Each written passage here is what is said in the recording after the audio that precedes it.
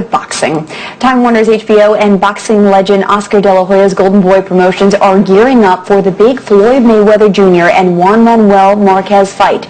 It is set to take place on Saturday, September 19th, and it's shaping up to be a money-making bout. AT&T, Shell's Quaker State Oil, Southwest Airlines, just a few of the big sponsors supporting this event. But with Ultimate Fighting's UFC's 103 airing on the same evening, who will get the most viewers? Let's ask Mark Taffet.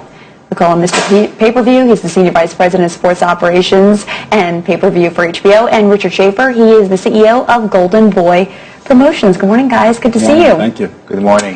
Mark, a lot of hype about this fight. I remember being at the Manny Pacquiao-Ricky Hatton fight. That is where Floyd Mayweather said he's coming back. How big a fight will this be? It's going to be a mega fight. You know, we define mega fights in our sport by those that can do 1 million buys or more.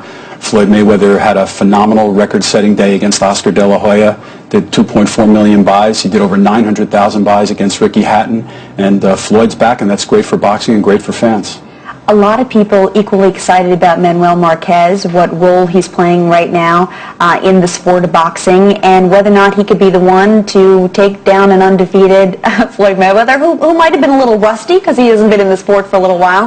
Why is he so important?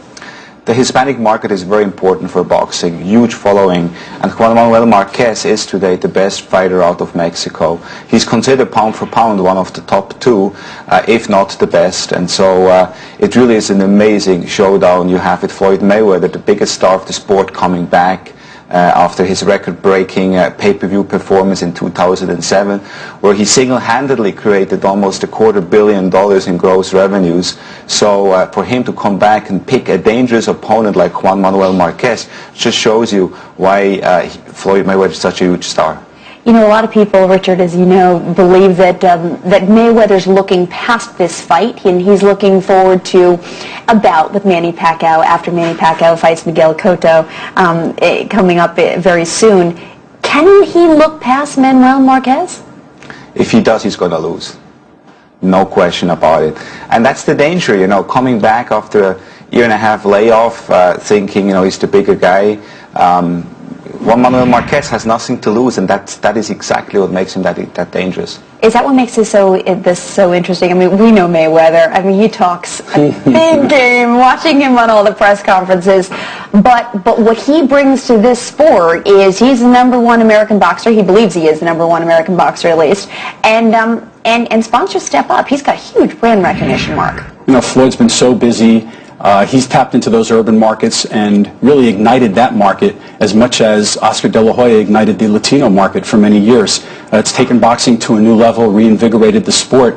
And when you look at a fight like this, Mayweather in the urban markets, America's #1, Marquez, #1 from Mexico, that huge Latino marketplace, 1 + 1 = 4 when you put that together. So we know we're going to have a great night. A lot of talk about competition with the UFC. You and I have talked ad nauseum about this, but people believe that the sport of boxing is in some trouble right now. Set the record straight, is it? The only trouble we have is counting the number of viewers and the revenues, because they keep going up and up and up, and there's more interest in the welterweight division and these mega fights now than there's been even in the days of De La Hoya and Trinidad. So we're pleased, and we know we're going in the right direction. Richard, one of the things you guys are doing, in addition to the list of sponsors that I talked about earlier, I mean, some big names, Southwest, as we talked about, AT&T, others, is you're putting this in movie theaters. And as I recall, correct me if I'm wrong, but we haven't seen that since Sugar Ray and Roberto Duran, right? I mean, this is dating back to 1980 that hasn't been in a theater. You're absolutely right. Over 20 years, there has been no closed circuit in movie theaters, and we think it's a great way to bring the fight to a wider audience and make it available in a selected number of movie theaters as well.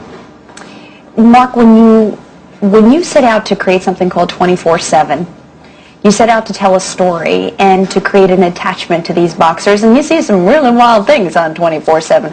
What is it doing to help contribute to those pay-per-view buys? Because it's something you can get if you get HBO. Yeah, well, you know, the purpose of 24/7 is to create an attachment between the athletes and the fans. It's very important. We have a hunger to go younger in boxing. We've got to find that next generation of fans. And over the past decade, nothing's been more effective than 24/7 in reaching those fans and exciting them about the athletes and the sport. I always say if these fighters play tiddlywinks, people would watch them play tiddlywinks at the end. That attachment drives you. So it's important for the sport. It's a byproduct that it creates some interest in a pay-per-view fight, but it's really about using the HBO platform for a brand new show that ignites the sport. You know, Richard, when you look at the records of the amount of belts that these guys have between the two of them in multiple weight classes, I mean, it's pretty staggering. It's pretty astonishing. But we're in a recession, and ticket prices are not cheap. Are you going to fill this place, and how are you filling this place? Well, we're doing pretty well.